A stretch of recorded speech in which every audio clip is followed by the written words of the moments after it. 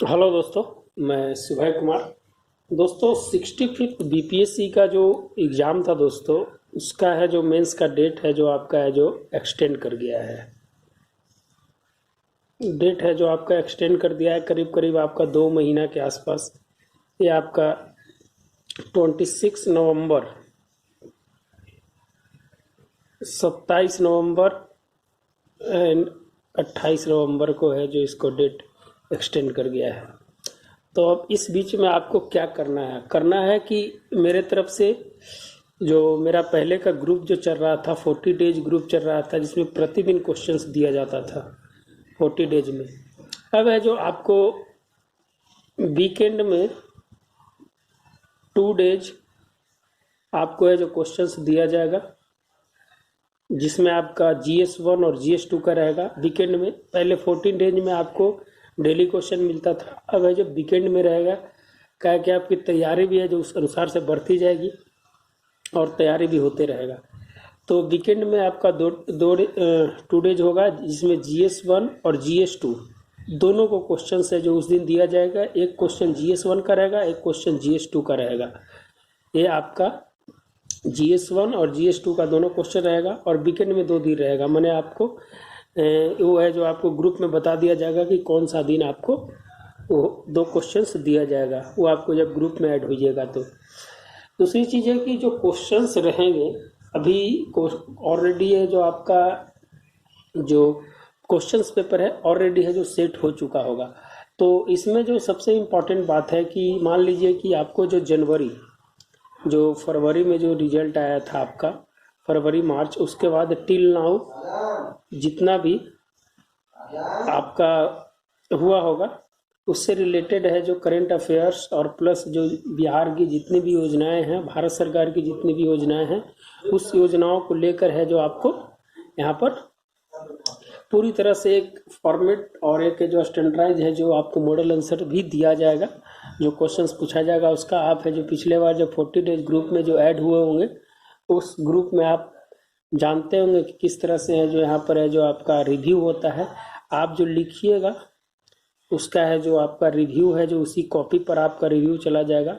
मान लीजिए कि जो क्वेश्चंस लिखते हैं उस क्वेश्चंस को है जो चेक करके उसी को रिव्यू किया जाता है कि क्या पॉइंट्स आपकी कमी रह गई है, कौन सी योजनाओं को ऐड करना था और उसमें क्या स्ट्रक्चर्स होना चाहिए था, क्या फॉर्मेट होना चाहिए था, वो आपके कॉपी पे ही आपको भेज दिया जाएगा और इसमें ऐड कर दिया जाएगा। तो सबसे इम्पॉर्टेंट बात है कि जो 40 डेज का जो ग्रुप जो पहले चल चुका है और बहुत सक्सेस रहा है 40 डेज, जो भी है जो उसमें जो ऐड हुए होंगे वो जानते होंगे। तो अगर इस ग्रुप में ऐड होना है तो आप दिए गए नंबर पर है जो कांटेक्ट कीजिए 9673258206 और ये है जो आपका टेलीग्राम नंबर है 9594792049। आप है जो फॉर्मेट आप ग्रुप में ऐड होइएगा तो आपको फॉर्मेट दिया जाएगा पहले का जो भी है जो आपका रिव्यू आंसर है वो है जो आपको दिया जाएगा। उसमें आप है जो एक बार देखिएगा, उसके बाद है जो ऐड होइएगा। तो वीकेंड में आपको 2 दिन है जो आपका टेस्ट रहेगा, वो है जो आपको ग्रुप में बता दिया जाएगा। और ये जब तक एग्ज़ाम रहेगा उस एग्ज़ाम के 5 दिन 10 दिन पहले तक है जो आपका ये पूरा ग्रुप चलेगा। मैंने अक्टूबर में 5 तारीख के आसपास से चालू होगा और नवंबर में 15 तारीख तक है जो इसको ख़त्म कर दिया जाएगा। तो आपको एक महीने में आपको 1.5 महीने में GS1 GS2 को परफेक्ट मॉडल आंसर आपको है जो उसमें मिलेगा। उसमें बताया जाएगा कि आपके कॉपी पर क्या होना चाहिए था, नहीं होना चाहिए था। आप है जो ऐड हो सकते हैं। हाँ, मैं जो 65 बीपीएससी के लिए मैंने गेस क्वेश्चंस भी कर रखा था, लेकिन किसी कारणवश मैंने नहीं बता रहा था कि डेट है जो एक्सटेंड करेगा, ऐसा लग रहा था, इसीलिए मैंने नहीं बनाया था। तो मिडिल ईस्ट सबसे इम्पोर्टेंट पार्ट है अभी आने वाला समय में। मिडिल ईस्ट के बारे में आप जानते हैं कि अभी वर्तमान की जितनी भी जो शक्तियाँ हैं, महाशक्तियाँ हैं, वो है जो मिडिल ईस्ट पे है जो अपनी ध्यान बनाए हुए है। चाहे आप अमेरिका की बात किया जाए, चाहे चाइना की बात किया जाए, चाहे रसिया की बात किया जाए, तो एक मिडिल ईस्ट में एक समझौते की बात कर रहा, दूसरा उसका विरोध की बात कर रहा। भारत है जो अमेरिका की एलाई कंट्री के साथ किस तरह से व्यवहार करेगी, वो है जो मिडिल ईस्ट में है जो एक बहुत बड़ा है जो केंद्र बनने जा रहा है। तो मिडिल ईस्ट से क्वेश्चन रहेगा। अमेरिका, चीन, भारत बहुत इंपॉर्टेंट है, आप इसको भी ये देखिएगा इंटरनेशनल सेक्शंस में।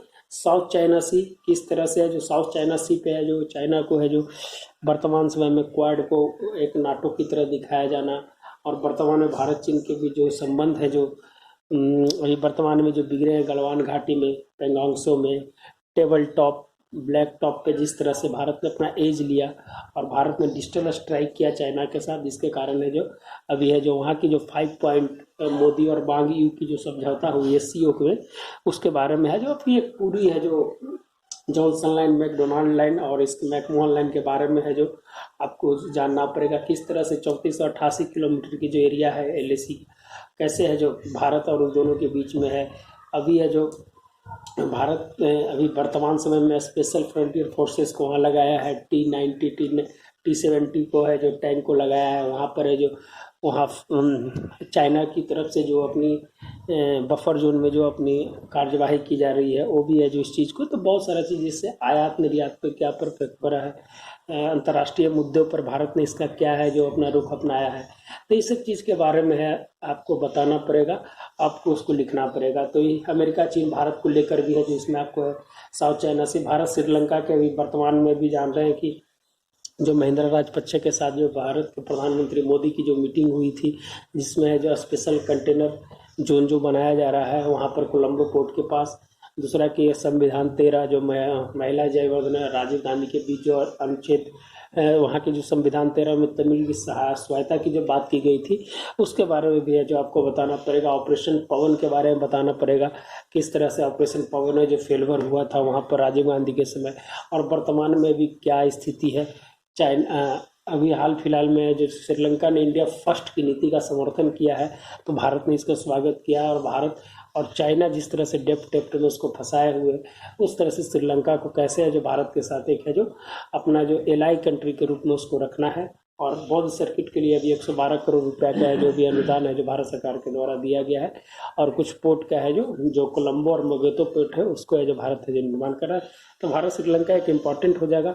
बांग्लादेश से भी इम्पॉर्टेंट है, तीस्ता विवाद जो वर्तमान में भी था जो 1972 और 83-84 के बीच जो एग्रीमेंट हुआ था भारत के साथ तीस्ता नदी के लेकर, और वर्तमान में बंगाल ने जो केंद्र सरकार के ऊपर आरोप लगाया था, तो एक केंद्र राज्य के बीच में डिस्प्यूट हो गया था, फिर जो इंटरनेशनल डिस्प्यूट भी हो गया था। तो इसके बारे में भी आपको तीस्ता और चाइना ने जो 6 बिलियन डॉलर है जो दिया है, जिसमें तीस्ता को नए तरह से उसको बनाने के लिए, तो वहाँ से भी बचा कर है जो बांग्लादेश को अपना एलाई कंट्री की जो है उसमें है जो अपना रखना पड़ेगा। तो ये सब चीज़ें जो भारत बांग्लादेश के बीच जो वर्तमान जो स्थिति है, जैसे 3 बीघा कॉरिडोर को समाधान किया गया, और है जो ऑपरेटर सूट गिल्ड 2001 में चलाया गया था, पेट्रोलिंग की व्यवस्था, मोटर गाड़ी एग्रीमेंट नॉर्थ ईस्ट के लिए कितना इंपॉर्टेंट है, तो ये सब चीज़ है जो भारत बांग्लादेश के साथ है जो आपको बताना पड़ेगा।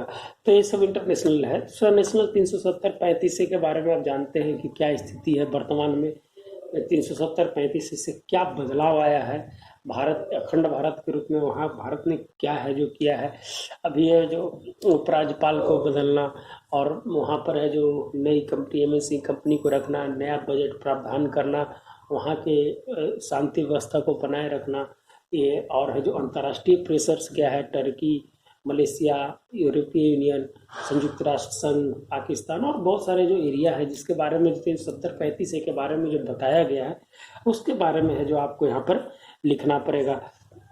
इलेक्शंस बहुत इंपॉर्टेंट था, एक बार इलेक्शन बिहार में, इससे इलेक्शन से जो क्वेश्चंस आपको पूछे जाएंगे, तो जो इलेक्शन से रिलेटेड है बिहार में भी इलेक्शंस इलेक्ट्रॉनिक इलेक्शन की बात की जा रही है। ये एक लैंडमार्क इलेक्शन बन सकता है, हो सकता है भारत के लिए, क्या है कि जिस प्रकार से है जो नया गाइडलाइंस है जो जारी किया गया है इलेक्शंस को लेकर, इसमें जो बताया गया है कि किस प्रकार से जो इलेक्शन को कराया जाएगा, तो इस पर है जो इलेक्शन बहुत इंपॉर्टेंट है। तो आपको इलेक्शंस को नए तरीके से आपको लिखना पड़ेगा। CANPR तो आप उसको लिख लीजिएगा, एक पुराना कोरोना से पहले की स्थिति है, तो ये इम्पॉर्टेंट है कि CANPR के क्या है जो आर्टिकल 10-11 को चेंज करके जो इसको किया गया है। PIO है जो उसको PIO को ख़त्म करके ओवरसीज इंडियन को है जो मर्ज किया है उसमें। तो ये सब चीज़ है जो आपको है जो किस प्रकार से है जो बांग्लादेश और नॉर्थ ईस्ट के इलाके में है जो NPR को लेकर जिस प्रकार की है जो स्थिति पैदा हुई, आपको इसके बारे में बताना होगा। और बिहार भी है, जो बिहार एक ऐसा विधानसभा राज्य था जिसमें एनपीआर को लेकर है जो विधानसभा में है जो अपना विरोध है जो प्रदर्शित किया, और है जो उसके समर्थन, विरोध के समर्थन में है जो प्रस्ताव पारित किया। तो इस सब चीज़ को लेकर आप जो बिहार को ऐड करते हुए और नेशनल को ऐड करते हुए आपको लिखना पड़ेगा। ऑर्गेनाइजेशन में नाम इस बार हुआ था अजरबैजान में, इसको है जो डिजिटली रूप से है जो प्रधानमंत्री मोदी जी ने जो बताया कि नाम है जो वर्तमान मूल्यों को, लोकतांत्रिक मूल्यों को बचाने के लिए, और जो भी जो स्वतंत्र देश हुए, स्वतंत्र देश होने के बाद अपना जो अधिपत्य है जो उनके ऊपर रहा, कैसे है जो आगे बढ़ना चाहिए। नाम एक प्रासंगिक है, नाम 2.0 की आपको बात है जो इसमें करनी पड़ेगी। RCEP की बात है, रीजनल कॉम्प्रिहेंसिव इकोनॉमिक पार्टनरशिप की बात है, ASEAN, ARF, BIMSTEC, Mekong Ganga, Indian Ocean resources, तो ये सब की बात है जो आपको करनी पड़ेगी, जो उस समय से रिलेटेड है, इसलिए मैंने उसको बनाया था। तो धन्यवाद दोस्तों। फिर जो हिस्ट्री की बात है, तो हिस्ट्री की बात है जो बाद में देखा जाएगा, नए वीडियो में आएंगे तो मैं उसको है जो बनाऊंगा। धन्यवाद दोस्तों। कुछ है भारत छोड़ो आंदोलन, मधुबनी पेंटिंग, बिहार में 1857, रविन्द्रनाथ टैगोर, किसान आंदोलन, मैं इसकी चर्चा बाद में करूंगा। धन्यवाद दोस्तों, मिलते हैं नए वीडियो के साथ। धन्यवाद।